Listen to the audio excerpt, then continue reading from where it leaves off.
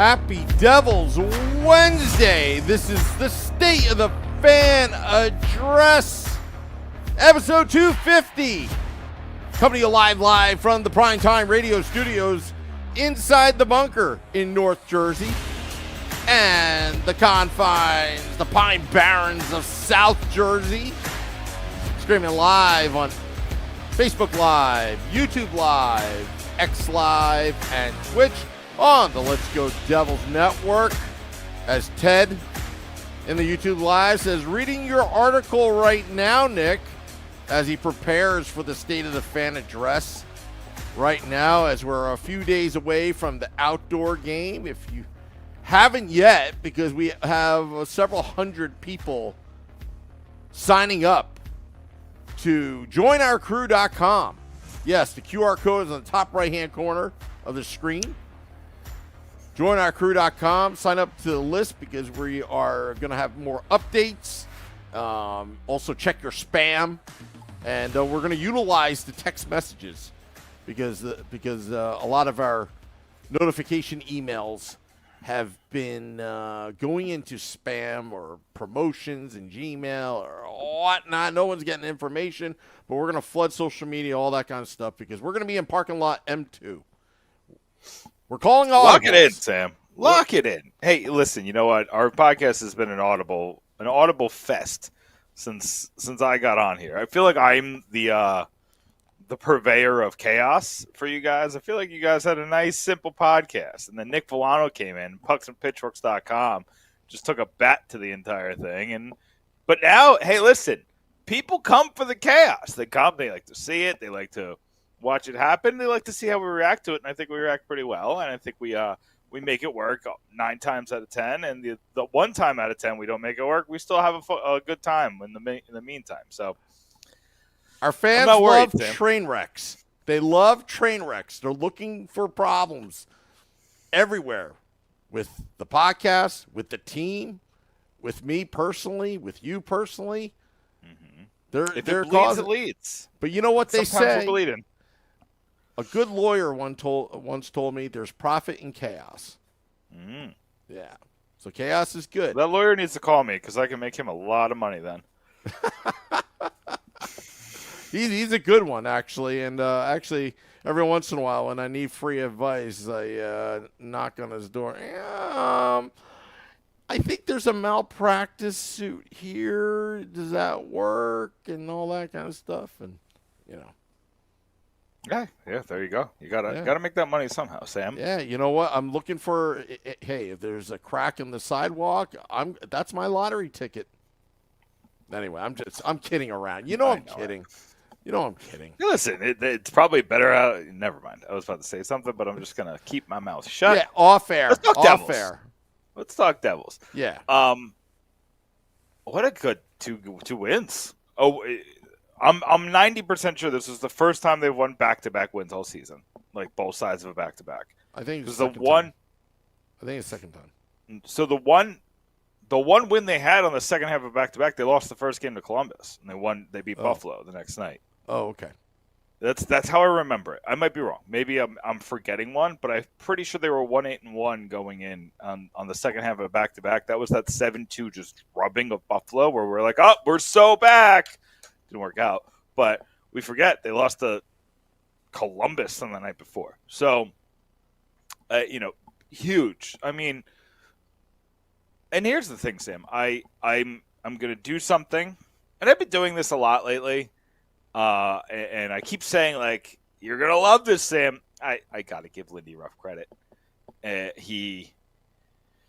My whole thing this season of why I was not committed to Lindy Ruff, and I couldn't commit to him. Not that that's my job, but I don't talk about jobs. That's like a policy that I have.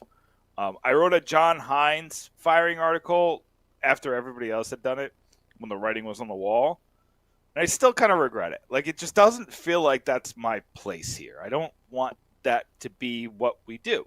So I'm not going to give an opinion about Lindy Ruff's job. Not on social media, not on here, not on pucksandpitchforks.com. But I will tell you, I was reeling, Sam. I just felt like he lost his handle on what works with this team. And I thought Ryan McGill, the same thing. It felt like he lost Severson and Graves, and the Devils were stacked defensively last year. So I was like, all right, he's doing a really good job of prioritizing it and putting them in the position, and the team's really good defensively. So Ryan McGill's doing a really good job, and this year it was the opposite. And I wouldn't have been as concerned if Luke Hughes and now Simone Nemeth wasn't playing so well. You know, when you have the two rookies playing so well and the defense still stinks, and it was just so clearly a system issue. Two guys underneath the goalie for like half of the goals. You know, a guy pinching to the left at the wrong time almost exclusively. Fast forward. This doesn't sound like a good thing for the coaching staff, but I promise it is. Fast forward to today. We hear a lot this week about during the All-Star break, we took a look at our system and we made adjustments. That's what I've been asking for all year. It's not working. You got to adjust. It's not working. What you're doing is not working. You have one of the most talented teams in the NHL and you're losing. And it is system-based. Now, it's injuries. It's goaltending. It's, defensive lapses. There's a lot of other things that compounded to put the Devils here, but the system was not conducive to what they could do right now. The injuries made that a big part of it. Getting Jack Hughes back, getting Timo Meier back, getting Eric Holla back, getting Curtis Lazar missed a couple games, like getting all those pieces back. You're not getting McLeod back. He's done for the year. You're not getting Dougie Hamilton back. He's done for the year. I don't know when Jonas Siegenthaler is coming back, but you got to assume he's out for probably another month, right? A broken foot is really hard for a defenseman to come back from. It's going to take him some time to work up to that. So you can't cry over the pieces that aren't coming back. You have to adjust to what you're dealing with now. And the defensive system that they put in, McGill and Ruff putting in over the last 4 games, phenomenal. It's been phenomenal, just straight up. Wow, we actually agree on something. I mean, it's hard to disagree. Vitek Vanacek was decent on Saturday. I can't say anything different. But the defense played like David Ayers was in that. And for people who don't know that reference, that's the E-Bug that was on Carolina that beat the Maple Leafs. The reason he won that game is because Carolina let no high danger chances in on him. And, he won the game. He won the game. Good for David Ayers. But that was how the Devils played. No high danger chances. None. You're not allowed to get in on our goalie. When they did, they are still going behind the net. Don't love that part, but the forwards have done such a phenomenal job of covering for the defensemen that those wide open chances aren't happening anymore. And I'm going to be honest, Sam. I opted out of the Kraken game just because I needed. I needed to collect my thoughts for my day job and kind of put some projects together. So I just needed to take Friday off for Monday off. But when I went back and looked at that game, it was pure domination. This team was just 10 yards ahead of Seattle the entire time. And the last night, even though the score was close for most of the game, the Devils dominated that game. They had 22 shots in the first period, too. I think Nashville had 11. And then they looked decent in the second. It was kind of 50-50 in the second, but then in the third, they just turned it on, which is wild because they're on the second half of back-to-back. Taking on Yusei Saros with Nico Dawes in net. And they really didn't let a lot go on Dawes. Dawes didn't have to make a ton of good saves. Like, he had that one really good save on, I don't remember if it was a wraparound or what, but it was the call that Brunette challenged. He thought it went over the line, didn't go over the line. Like, he made a good play there. Made it a couple nice saves. He had the one on the I forget who it was, but he made the big pad save. Do you know what I'm talking about? Where he stretched out with the pad. Mm-hmm. Yep. So he made a couple good saves, but it's not like he had to work like we saw Vitek, Dawes, and Schmidt earlier in the season working, right? It wasn't 2-on-1s all the time. It wasn't these guys left wide open out in front. It wasn't like that. Like the goalies had to save everything. And good on the Devils. You made the big move, right? It's hard. I guess it's I don't want to speak on both sides of my mouth, Sam, because I've been asking them to change the system now, and now that they changed the system, I'm giving them credit for how hard it is to change the system. But it is like there's an ego involved to say what you're doing isn't working. And go to Lindy Ruff. He's been around for a long time, and call him old man, call him whatever. But that experience does show that he's tried a lot of different things, and not all of them have worked. So he could try something else, and it just this team looks good. This team hasn't looked good in a long time, and I gotta tell you, I don't know what's happening tonight on the scoreboards, but last night Detroit lost, and all of a sudden Devils were looking ahead at 3 different teams between them and Detroit for the wild card. The Devils are next now. They're the 3rd wild card team, and they're 2 points out when they were like 6 or 7 out not too long ago. And it's just so quickly this can flip, right? The Devils have games in hand on everybody, so if they just keep winning their games, they're going to catch up just by a matter of having more games than everybody else. And the Flyers have been playing well, so they've kept pace of that stretch. But you play the Flyers at the Stadium Series this Saturday, and the Flyers have a couple games on the Devils. I think they have at least 2. I don't remember what the standings are. I was looking at Detroit. But the Devils and Detroit have the same amount of games, and the Devils are 2 points back. So the Devils just need to win one more game than Detroit right now. I think the Devils have the tiebreaker, but I'd have to look at it. But again, we're not at tiebreakers yet. You just keep winning. If you keep winning, you're going to go up in the standings. And I saw on Micah McCurdy, friend of the podcast, his algorithm has the Devils back at over 50% to make the playoffs. Do you know where they were after Saturday? After Saturday, 37? I don't know. 20. Wow. That, again, this changes very quickly. Like, the league is not... It's a 3-point system when you can keep putting those points on. 5 points in 6 games will get you back into the race. This race is so tight right now with the Penguins, the Islanders, the Lightning, the Detroit Red Wings. Like, all these teams are right in the mix. Washington's still hanging around there.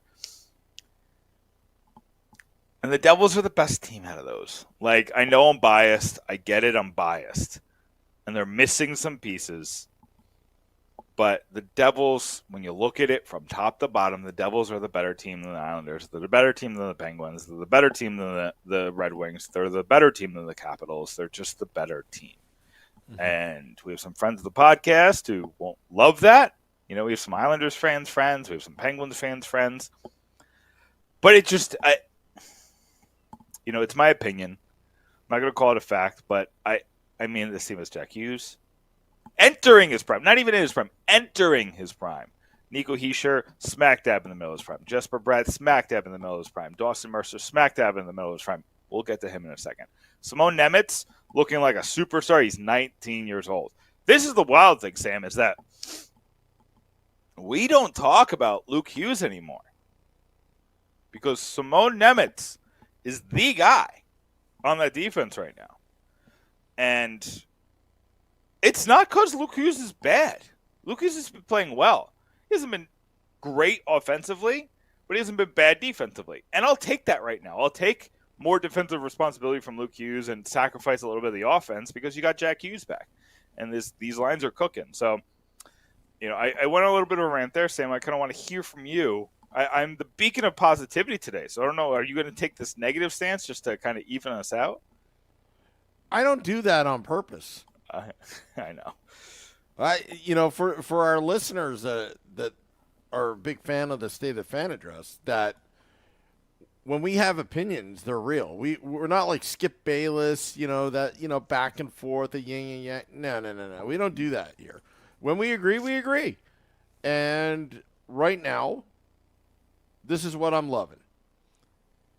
They're making the adjustments. We've been calling for structure. Devils fans have been calling for better defense, better goaltending. They go hand in hand. And they've really simplified their game. I almost think that they listen to the Woo Report and all the podcasts. Let's Go Devils podcast, State of the Fan Address. Because we've been complaining about this and giving solutions to how to fix it. And it looks like, and to the coach's credit, they made the adjustments at All-Star. Their first test was against the Avalanche. But after that Flames game, sources tell me the coaches laid into the players so hard that when they came out for Carolina, they took nothing for granted and got that point, and the message was sent, and Vitek, as what you said, gave them a chance to win, but Carolina's defense... allowing nothing in regulation. Yeah, I mean, he literally had a shutout in 64 minutes till the end there, and that was a heck of a shot too. It wasn't like one of those softies that Vitek would give up. And hey, can I say one quick thing on that? Yeah, just because I had a lot of social media chatter in my mention saying you need to lay into Vitek after that, and I was like, he stopped every shot for 64 minutes. It's not he's not supposed to have to shut a team out for 65 minutes. Like, that's not what his job is. Yeah. He did his job, and the Devils' offense didn't do their job. Yep. And that didn't finish. Any goal that happens in overtime is a high danger chance, in my opinion. Yeah. Unless you score from, like, the red line. Yeah. Right? Like, unless you score from center ice, like, any goal. And that was a good shot. It was in the middle of the air. Yeah. So, And Short Sky pointed out, Nick, that if you go to the replay, the mistake was Nico stopped skating on that sequence. Yeah. And to have the eye and hand coordination to bat that puck in midair means he was not being disrupted. He got free. And that was part of the reason why that goal went in as well. But we're past that. And then the next test was the Seattle Kraken and Nashville Predators back-to-back. Dawes was in net. Vitek out with illness, lower body injury, whatever. But notice, and I said this on Devils After Dark, notice that they had the energy in the third period last night, because that's what's been the Achilles heel. The second half of the second period and the third period of the second half of the back-to-back has been the Achilles heel of the New Jersey Devils. But because they're playing very efficient hockey right now, and they're playing a simpler game, they're not gassed by that third period in the second half of that back-to-back. So, and they were fresh, and Timo Meier getting that goal.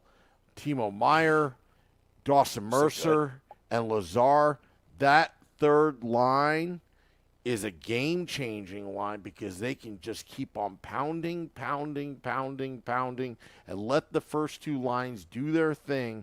But that third line, I'm telling you, Nick, that third line is the third line we've been wanting forever, because the top two, we're cool with that. But to have your $8 million man on that third line, and he plays better with guys like Lazar and Mercer. I think he's just more comfortable. And to see him skate towards the end of the game, because with that full of confidence and energy, I'll tell you, he's like a reckless freight train.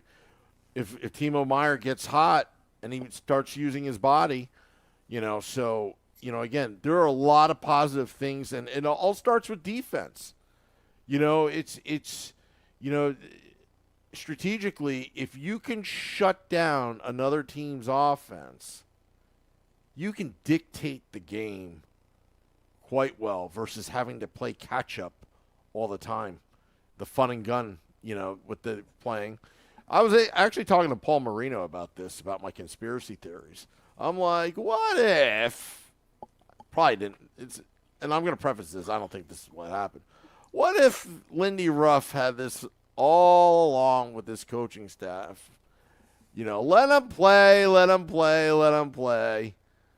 and then show them how to play after the All-Star, because you know what? It's a totally different team now. I understand, but they let themselves fall too far in the standings. If they were hanging on to like that first or second wild card, I tend to believe you. But they fell. Like what they went into the All-Star game like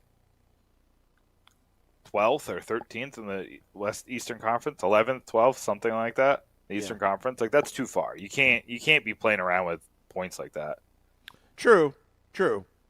But again, I was just Spitballing. That's just spitballing. I always try to look at different angles on things. But again, who would have ever thought? Because everybody was, wanting McGill's job cut and Lindy. And, I have to ask the Devils fans right now, do you still want Andrew Brunette?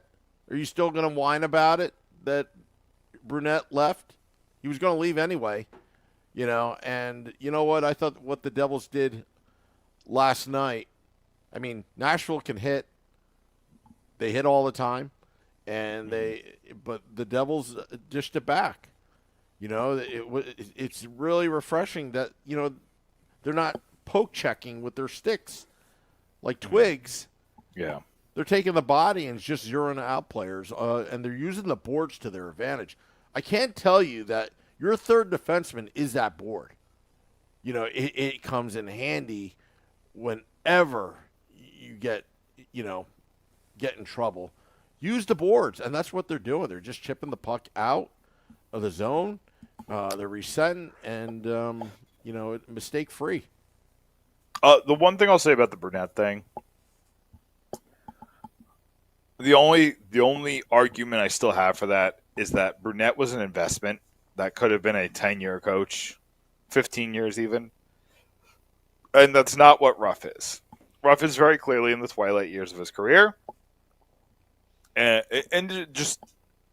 I don't think that hockey coaches can do it like football coaches. Like, I don't think it can be like how Belichick is still coaching in his 70s and Pete Carroll, and even they got pushed out, right? So I think Ruff has a couple years just based on history and the grind of an 82-game season, not including the playoffs. I think Ruff wants to get higher on that coaching list. Again, I think that he's a fine coach. I'm not going to call him good or bad because I want to see how he adjusts once other teams adjust to us for this. And that should come in about a month or two when you're really ramping up towards the playoffs. So it's going to be at a very crucial time. But I thought he did a phenomenal job last season. And I think he's doing a phenomenal job right now. But I don't want to run out of time, Sam, because I did write an article that I kind of want to reference here. And it's about Jussi Saros. And first of all, let me ask you this. Do you think it's dire that the Devils trade for a goalie now or within the next 2 weeks? The word dire, no. Mm-hmm. The word dire, no. Now, I've been on record in saying that once you fix the defense, then you can look at goaltending.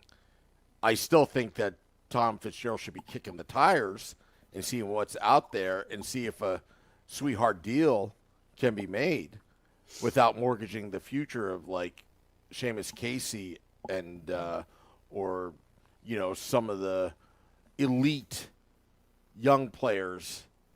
Damn it. I'm not going to name them all because there's a lot. I want to keep all those assets, and the trade, it has to be the right move for the Devils, meaning salary cap, commitment, but also longevity. How long is this goalie going to be here? Is it going to be a year or two? Is it going to be 5 years potentially? Yeah, I mean, with Saros, he's got a year and a half on his contract. Let me ask you this, Sam. You have the ability to take Corey Schneider from the time he signed his contract through whatever. I guess you could take that right now and put it on this team. So you'll get elite Corey Schneider on this team, knowing that in 2 years, he's going to be a liability, and then you got to figure out 3 years of that contract. Would you take it? I guess not. So I guess he was what? He was elite for one season under that contract, decent, like around 908, 910 for 2 years, and then a liability for the last 3.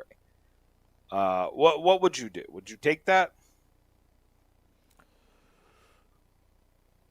That's $6 million too. It's not like he was making, hell of a when does the collective bargaining agreement end? It's not for a while, They right? signed it in 2020. Was it an 8-year or was it a 6-year? I think it was 6-year, right? It's 2026. Yeah.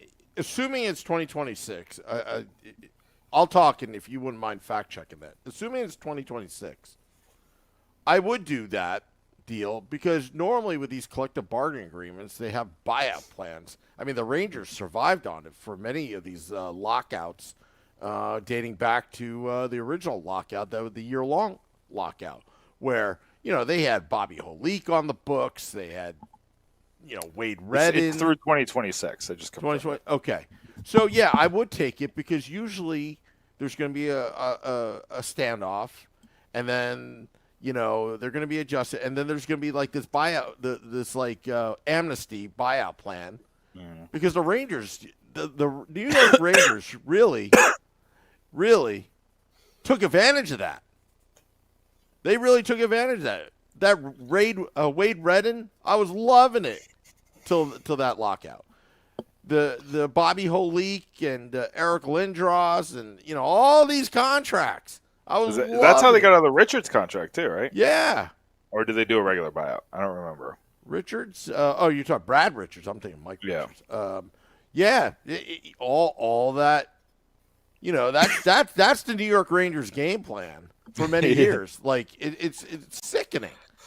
It's like you should be paying the penalty for that. You should have that albatross for years. But that's what happened. So to answer your question, yeah, I would take that, knowing that the collective bargaining agreement, there could be an out somewhere where there's a little amnesty. They always have that because they want to give that competitive balance, that salary cap relief to some of these teams. But I'm more concerned about assets going to the other team, in this case Nashville Predators, versus salary cap and all that kind of jazz. Unless it's like a Connor Hellebuck contract at his age, that's a little bit kind of steep. And I don't think the Harris Blitzer sports entertainment regime would want that kind of contract on the books where they eventually buy out. That's just like dead money to them in their budget. So yeah, it's possible. And I mean, the ownership group has more money than any of us would know. Yeah, but they got to pay off that mortgage called the Washington Commanders. Yeah. Did you hear about the season ticket prices? 9 to 13% increase for the Devils? Yeah. Oh, I've been paying attention to the jersey disaster. You heard about that, right? What? Nobody can get them. They got canceled. They told people that they were going to get them on time. I don't know whose brand's fault it is, so I won't even name one. But they said they were going to get them on time, and then I've seen a lot of fans that got canceled, just straight up canceled, and said, or not canceled. They got delayed till after the Stadium Series. So they told them they were going to get their jersey. They probably paid for it because they thought they were going to get their jersey in time for the game, and we got a message. Not going to come in time. And I know a lot of people got like a $25 towards your next purchase was the I'm sorry gift. I'm like, well, it's better than the New York Football Giants that was giving a $10 Pepsi voucher for a crap football team. Which can only buy you a medium Pepsi. Let me get back to the point. So Saros is the first name that kind of intrigues everybody, right? A lot of people were kind of iffy on Markstrom just because he had that one bad season 2 years ago, and he's old. And his contract has 2 more years after this one. A lot of people are iffy on Gibson. A lot of people are iffy on Allen. A lot of people are iffy on Kakinen. Even if it's Melka, like a lot of people, there's just not a lot of consensus And then you get to Saros. And the only thing I've heard bad about Saros is that he's short. Which is like, okay. He's 28 years old and he's been good the entire time he's been in the league. So I guess he's figured that out. Is he stocky? He's figured that out. Like, I don't know what to tell you. I mean, but Steve the first one Engel I've is seen- short in the YouTube Live. And he delivers the mail. Short He's King, doing- Steve Engel. There you go. Yeah. I need everybody to understand. First of all, I need everybody to understand why it's public that the Devils are talking about goalies. And to your point, Sam, not defensemen. I don't hear Elliot Friedman going out and saying Devils are in on Hannafin, except for like passing remarks. I don't see people going out of their way on Sportsnet or TSN or these channels up there saying that the Devils are in on these defensemen or listing which Devils defensemen they should go after when they clearly do also need a defenseman. Do you want to know why we only hear about the goalies, Sam? Because Tom Fitzgerald is trying to do a pump fake? No. Oh.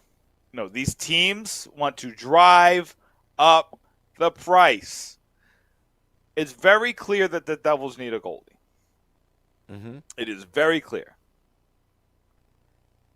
These teams know that the Leafs need a goalie, know that Carolina probably needs a goalie. We'll see how Anderson does when he comes back. But Carolina probably needs a goalie. There's a couple of, I guess Edmonton's fine now, right? Edmonton had that big winning streak, so I guess they're in good shape. But there's teams that need a goalie. Goalie is the most desired position on the block this season. It is the position of note. But no one has been traded yet. Nobody. I can't think of one goalie that's been traded so far this year. Can you think of one? Has there been one? Am I just forgetting one? There's been no goalie trades, right? I don't think so. I don't think so. There's no goalie trades. Yeah, and there's all these big names on the market. Markstrom, apparently they asked him, "Would you waive your no trade clause?" And the deal fell apart. Gibson has been very well known to be on the trade block. Merzlikins in Columbus asked for a trade publicly. None of these guys have moved because these GMs are trying to drive the price up, and nobody's hit the insane price that they have. And now, all of a sudden, you say Saros is on the market. Why is that? It's because of the market. It's because this market is open for a shakeup, for chaos. It is open for chaos, and Barry Trotz is here and saying, wasn't thinking about this before, but if you're talking about a top prospect, an NHL player, and a first for Markstrom, what am I going to get for Yusei Saros? And you heard when Elliot Friedman reported, I think it was Friedman, when Elliot Friedman reported that Saros could be had for the right price. That right price is a top offensive player. We're not talking about 3 prospects and a first-round pick, Sam. We're not even talking about 2 first-round picks and whatever the Devils traded for Timo Meier. We're talking about a top offensive player. So the Devils aren't. You know what I think they probably asked for if Fitzgerald called Nashville, which I'm sure he did because Fitzgerald's close to Nashville. We probably asked for. They try to butter him up by having a captain's meeting. Yeah, I saw that. Yeah. But you know what I think they asked for? What? Nico. That's insane. Yeah, but that's what they're going to ask for right now. Like, oh no, we'll give us T-shirt. And then obviously that's not going to happen. And for everybody who's going to aggregate this or talk about this, no, I'm not. There's no deal where Nico gets traded. None. But I think that's where the ask starts.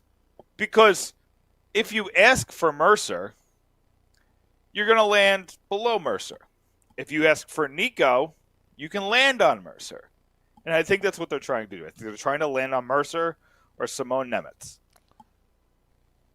And I'm no on both. I am a hard no. And I don't think the deal gets done because of it. Because I think they're asking for Nico. It's a hard no. They want to land on Mercer.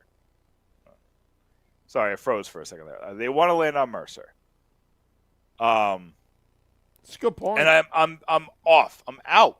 I'm not trading Mercer. All these people out there who are out on Mercer, I don't get it. Mercer for like a month stretch last year was the best player on this team. And that was when Hughes was healthy. Mercer can turn it on. And guess when that's going to be really, really good, Sam? In the playoffs. Even though Mercer didn't have a great playoff last year, it was his first one. There's going to be a year where Mercer goes Claude Lemieux in 95. Or Grant Marshall, that one year where he just went off his rocker. And I think Mercer is more talented than Grant Marshall. No offense to Marshall. No, he's a friend of the podcast. I think Marshall was a really good player, but I think Mercer could be like one of those fan favorite greats. And I know that there's a contract situation going on.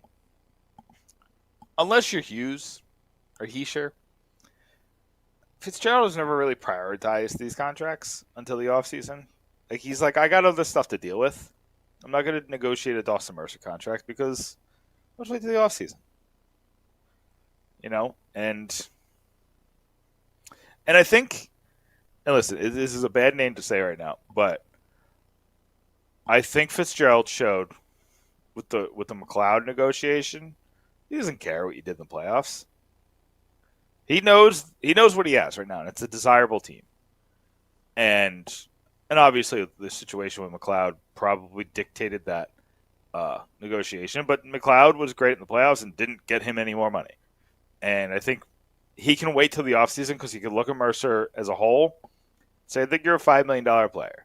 I think you're a $4 million player. And maybe if Mercer thinks I don't think Mercer's the type of guy that's going to come in here and be like, I'm a $9 million player. I'm a $7 million player. I'm going to be a $7 million player. I don't think that's like, I really don't think he's going to be like Bratt, right? I don't think he's going to negotiate like Bratt. Bratt was a hard negotiator. He had this agent that we all know his name now, but I don't think that's what Mercer's going to do. I think we're going to land at $5 million for 5 years. And it's going to be one of the best contracts in the sport soon because I think he's so tenacious, Sam, and you can't teach that. He's so he's so available all the time. And he can do a bunch of different things. He can play penalty kill, he can play power play, he can play 5v5 very well. And you talked about that line with Lazar, Mercer, and Meyer. Just steamrolling people. Meyer was playing so well. But anyway, I'm not trading Mercer for a goalie. Especially a goalie who can be gone in 2025. For free. For free! And then you're going to add a first-round pick to Mercer to get Saros? There's nothing. There's nothing you're doing. Short of trading like untradeable people, McDavid, Stützle, players like that, unless you're getting something like that, like untouchable pieces. And if an untouchable piece becomes available, the only thing that would move me is maybe Askarov. Because I do think he's the real deal. But I just don't think that's out there. I don't think that's viable. I think Nashville's tied to making him the future in that and moving from Saros and getting what they can for him. If they don't trade him now, which I don't think they will, because I think Trotz is going to leave that stupid price on him. And I mean stupid, not like he's not smart. I mean stupid, like ridiculous. A ridiculous price on him and let somebody pay if they want to. I think he's going to leave that on there and let the negotiation happen in the offseason, and that's when he'll move Saros. But I just don't see them moving Askarov. That would be the only thing that would move me, but I don't think it's even worth talking about. Yeah. There's no point, and there's a lot of strategy involved. I like your you shoot high, but really you want to get in the middle who you really want, realistically. Listen, if you shoot for the moon, you might land in the stars. Yeah. It's like I get it. I get the mentality. I get how negotiations work. I've played fantasy football. That was a joke, by the way. But I get it. Like, you ask for a ridiculous sum, hoping you get something in the middle. Hoping when you ask for what you actually want, it sounds normal because it's not the ridiculous thing you asked for in the first place. Yep. But you gotta understand that I don't think Nashville's budging from ridiculous. I think they're going stupid ridiculous for asking for Nico or asking for, and you know how these things go. Like, they ask for the first thing that pops in their head is their superstar. They might even ask for Hughes, but like knowing that wasn't going to happen, be like, well, Jack, and like it's a joke. Like, obviously the Devils aren't, but you know what I mean. Like, these negotiations are hard. They take a while. They talk on the phone for hours sometimes, Sam, about one deal, and it might not go through. So and then other times they'll call back, they'll play phone tag, they'll call back, they'll call another team, they'll test it out with another team. It's like these negotiations last for days. And did you happen to see what Martin Brodeur said today at the media availability? No, could you tell me about that? Because I saw something scroll up on my notifications, but I never got to read that. What did he say? So I can't say exactly what he said word to word because I just don't remember it. Mike Morial, friend of the podcast, he put it out there, but basically it just said they're listening, they're talking, they're listening. It doesn't sound like anything's even close to imminent. It sounds like they're ready to go. Brodeur said that he thinks that I'm paraphrasing here, but he said something to the effect that the prices are going to go down at the trade deadline. Which tells me the Devils don't like the price right now. And that tells me that nothing is going to happen. They're not making this deal today. They're not making this deal tomorrow. They're going to make this deal, at the trade deadline. To make it there, you got to stay in it. And the deadline's what, March 6th, I think? Yeah, well, that bodes well for you and I because in the previous couple of years, the trade deadline was 3 weeks prior. So if the Devils are waiting out, the State of the Fan address on pucksandpitchforks.com has it covered. That's a little plug there. And we will. We will have this covered from every angle. The New Jersey Devils, pucksandpitchforks.com, State of the Fan address, Let's Go Devils podcast. We're gonna be on it. We're gonna be on top of it. I'm sure there will be emergency podcasts if a deal is made. Last year's deadline, did they make the Lazard trade on the deadline? Or is that a couple days before? I think it was a couple days before. So I know the Meyer trade was like 6 or 7 days before. Yeah. I remember it was very uneventful on trade deadline last year. Yeah, but the Lazard deal might be one of Fitzgerald's best. He finds these gems. For cheap. So, but Sam, that's all I got. I think we got to a good place. Why don't you plug the Stadium Series coverage and everything else? Yeah, let's talk a little bit about that. Behind the scenes, we're going to pull behind the curtains. We are putting it all together right now. So tomorrow, Game Day Live and Devils After Dark at American Whiskey. It's going to be Vinny Parisi, Shorts Guy, Beer Baron will be on the ground. Scotty will be there for Game Day Live and Devils After Dark. I won't be there. Originally, I was scheduled, but planning this event, our tailgate, supersedes things are. We're calling audibles.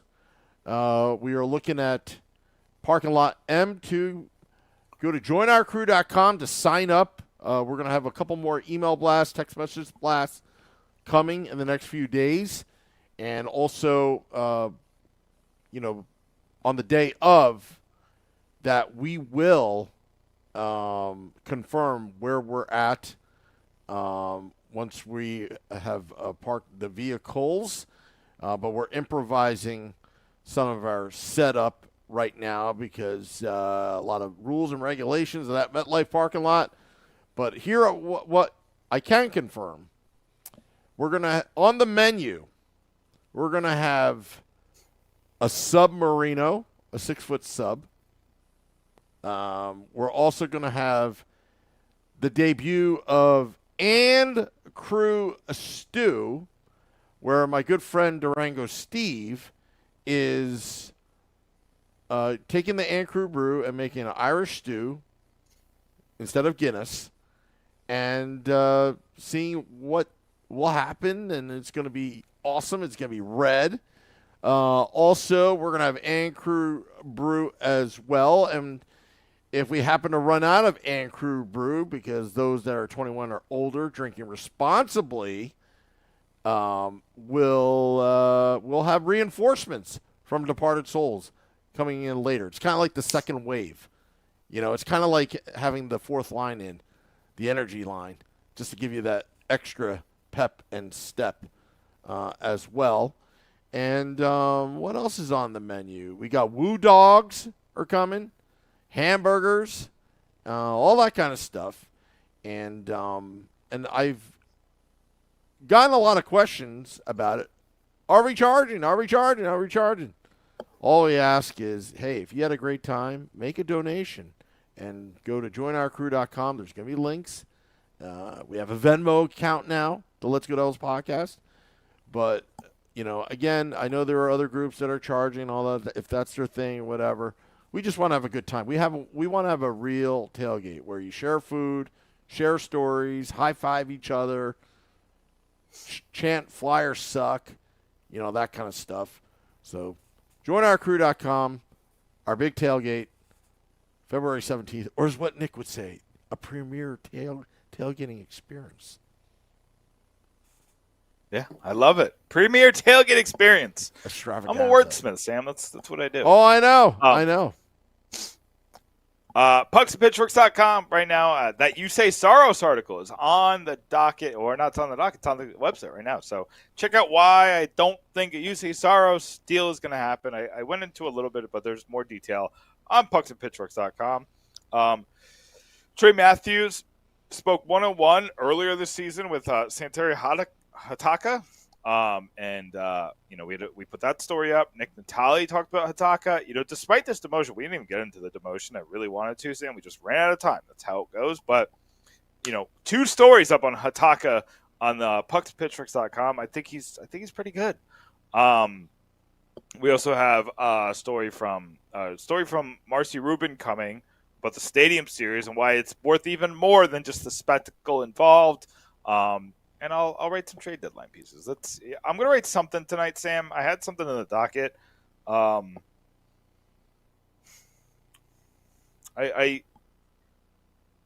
going to write, because I put this on the back burner because I wanted to see how this week played out. But I want to talk about bold predictions I have for the trade deadline. Ooh. I think it's going to be wild. One of them's insane. One of them's going to blow your mind. You know what that's going to be? Instead of hot stove, it's going to be hot grill because we're going to be hot grill. Yeah, we're going to be grilling. I'm going to get it up, Sam, so we can talk about it at the Stadium Series tailgate. Sam, I'm working on some guests, man. This might be our best podcast of all time. No, not trying to hype us up, but I'm really working on it. I'm really working on something. This might. We had a banner night to open the season with Bill Spalding, we had Dan Rice, we had Catherine Bogart, Ben from Utica, we had and Alex Chavancy. That was our opening night. 5 guest podcasts. Are we already up to 5 guests? I think we're close, right? Yeah, I mean, we haven't had that kind of hype since Nick Villano was the first guest for season 2, episode 1, and then suddenly we got Ardo Cal. And then suddenly we got, I forgot her name, from The Bachelor. You're friends with this girl. What? I haven't talked to her in a while. What's her name? But she was from The Bachelor. And then suddenly it's like Steve Cangelosi, Doc Emmerich, and that's how the podcast really, really blew up. Okay, I'm getting Lacey Mark. Thank you, Mrs. There Wu. And happy Valentine's Day to you, Mrs. Wu, and Mrs. Villano as well, because it is Valentine's Day. We have lives, we have wives, significant others, but they know that people need their State of the Fan address at pucksandpitchforks.com. their fix, even though it's Valentine's Day. So happy Valentine's Day to all. And that's all I have to say. I'm going to hit the music now. We're ready to go. Yeah. I got to wash some dishes. I got to clean. My wife made me dinner. Some short ribs and mashed potatoes for Valentine's Day. Mrs. Wu, if you can hear me, I want the same thing in 5 minutes. Ma, the meatloaf. Ma, meatloaf. Ma, the short ribs. Yeah. Yeah, by the way, I'm a lucky man.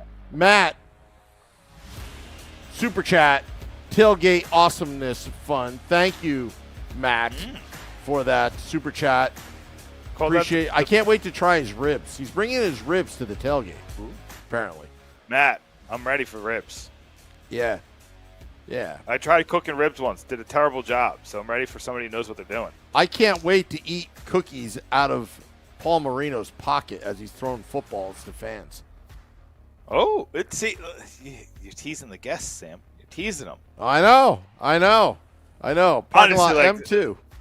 We've heard some of the guests. Some of them live, some of them virtual. Most of them live. They're just going to stop by on the way to their media section or wherever they're going. But we got some names, Sam. I think we got 5. I think if you count Paul Marino, I think that's at least 5 confirmed, and then a bunch of maybes that we're trying to get over the hump. Yeah, it's what, and behind the scenes, it's tough logistically.